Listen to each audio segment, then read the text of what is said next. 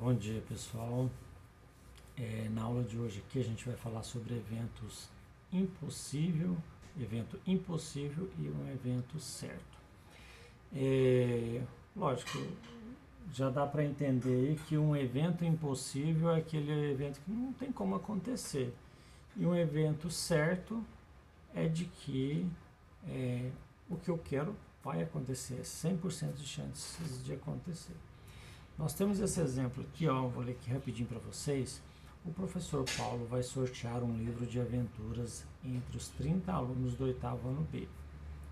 Para isso, ele escreveu em pedaços de papel os números 1 a 30, que corresponde aos números dos alunos na lista de chamada. Aí ele pergunta aqui, qual a probabilidade de o professor Paulo sortear um número maior do que 40? Bom, se eu tenho apenas números de 1 até 30, então a probabilidade de ocorrer um número acima de 40 é nulo, tá certo? Então vamos lá.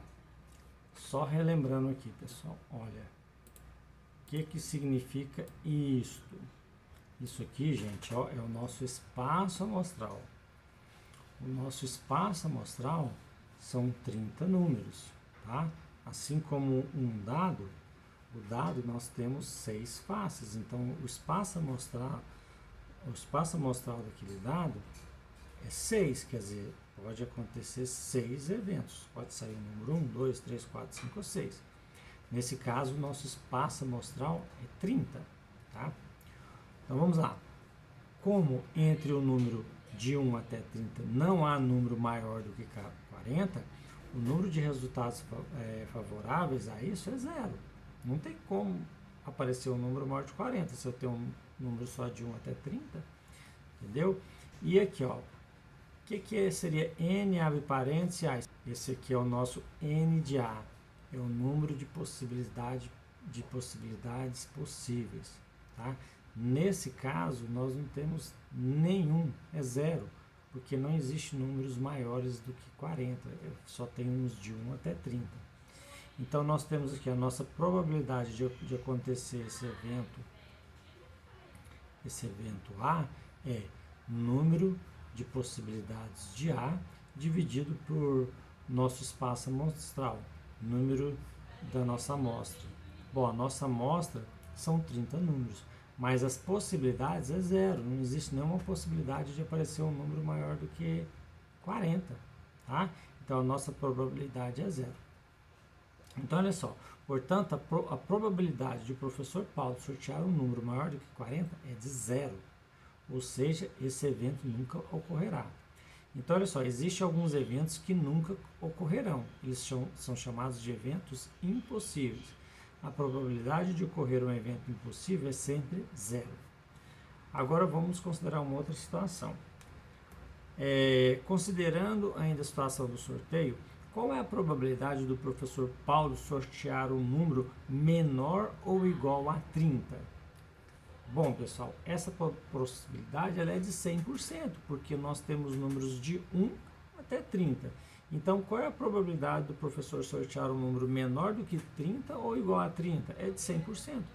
Qualquer número que ele pegar vai estar dentro desse intervalo que ele quer. Então, olha só, nosso espaço amostral continua sendo o mesmo. Nós temos 30 números para ser sorteados ali, ó. Entre os números de 1 a 30, há 30 números que são números menores ou igual a 30. Então, o número de resultados favoráveis é de 30. Ou seja, N de B, quer dizer, nossas possibilidades do nosso evento é 30, tá certo? Assim, a probabilidade de um evento ocorrer então vamos lá, N de B, que é o números possíveis, que são 30, dividido pelo nosso espaço amostral, que também é 30. Se eu divido 30 por 30, eu vou ter 1. Esse 1, pessoal, ele corresponde a 100%, tá? O resultado, quando eu tenho essa fração como resultado 1, eu pego esse 1, multiplico por 100, eu tenho 100% de possibilidades desse evento acontecer.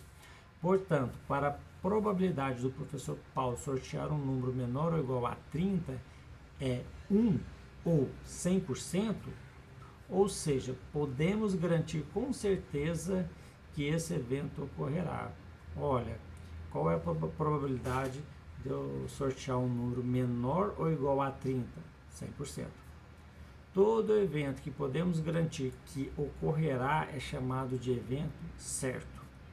Para que isso ocorra, é necessário que o evento coincida com todos os resultados possíveis, ou seja, que o espaço amostral, neste caso, a probabilidade seja 1 ou 100%. Então, assim podemos concluir o seguinte, ó, qualquer que seja o evento A, tá, a probabilidade de ocorrer A é um número que varia de 0 a 1. Pode ser impossível, como pode ser 100% possível, certo? Ou então nós temos ali algumas probabilidades. Ele pode ser 0, ele pode ser 100%, ou ele pode ser ali 10, 15, 20%. Depende da nossa situação. Olha só, vamos para esse exemplo aqui, ó. Classifique esses eventos como eventos impossíveis ou eventos certos. Vamos lá. Um número ímpar terminado em 6. Eu quero que vocês façam isso aqui no próprio livro. E aí, pessoal? Um número ímpar terminado em 6. Vocês acham que isso é um evento impossível ou um evento certo? Letra B. O dia do mês, data de hoje, ser menor do que 40. Vocês acham que isso é possível ou é certo que vai acontecer? Um triângulo ter 3 lados. Um cubo ter 8 vértices. Letra E. No lançamento de um dado comum de 6 faces, sortear um número menor do que 10. Letra F. Um número par entre 1 e 5 ser múltiplo de 3. Então eu quero que vocês nomeiem cada um desses. Na letra A é um evento possível, é um evento certo ou é um evento impossível? Letra B é um evento certo ou um evento impossível? Vocês vão colocar aí para mim, tá certo? Então, essa atividade fica para a aula de hoje, vocês têm que estar me encaminhando essa atividade ainda hoje.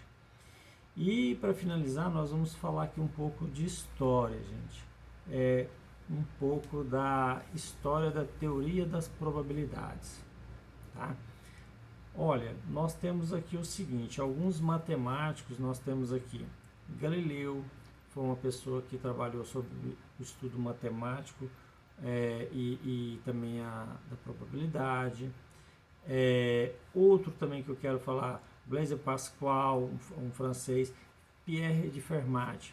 Pessoal, Pierre de Fermat, ele viveu nesse período aí de 1601 a 1662, perdão, de 1601 a 1665, ele foi um dos matemáticos que gostava muito de trabalhar dentro da probabilidade, trabalhar com desafios matemáticos. E ele tem um resultado interessante, que nesse período aí de 1600 e alguma coisa, como ele fazia muitos desafios, ele criou um desafio que é muito similar ao Teorema de Pitágoras, dizendo que um número elevado ao cubo, se eu elevo um número ao cubo e somo outros números elevados ao cubo, isso seria algo impossível. Tá? Por exemplo, A ao cubo, que é igual a B ao cubo mais C ao cubo. Então, se eu pego um número elevado ao cubo igual a soma de 2 outros números elevado ao cubo. Isso é impossível de acontecer. Lógico, tem uns critérios lá que ele coloca. Então, ele cria esse desafio, e esse desafio, gente, ele leva mais de 300 anos para ser comprovado. Então, ele cria o desafio. Durante esse processo, várias pessoas tentam criar. No meio do caminho, um matemático que era muito rico, ele deixa toda a sua fortuna para quem conseguisse comprovar esse desafio que Fermat coloca. E só em 1996, se eu não me engano, Andrew é um matemático inglês, Andrew, esqueci o sobrenome dele, ele consegue comprovar essa teoria. Então aqui conta um pouco das histórias de alguns matemáticos aí que contribuiu para a evolução das probabilidades, tá? Da teoria das probabilidades, que são conceitos estudados muito no ensino médio, tá? Que nós vamos estudar ali arranjo, probabilidade, alguns conceitos matemáticos que vão vir ali, análise combinatória, permutação, algumas coisas que a gente vai vir ali no ensino médio, tá? E aqui fala só um pouco sobre essa história, alguns matemáticos importantes durante esse período, tá? E, dando continuidade aqui, outras atividades que envolvem a probabilidade. Então, gente, vai ficar para vocês trabalhar agora para a aula essa atividade aqui da página 243 e essas atividades aqui, ó, que envolvem probabilidade da página 245, tá? Não precisa passar aqui para 246, só até a página 245. E essas atividades podem ser feitas diretamente no livro. Vocês vão fazer a leitura, fazer as atividades. No final, vocês me encaminham essas atividades, tá ok? Então, vai ficar aí.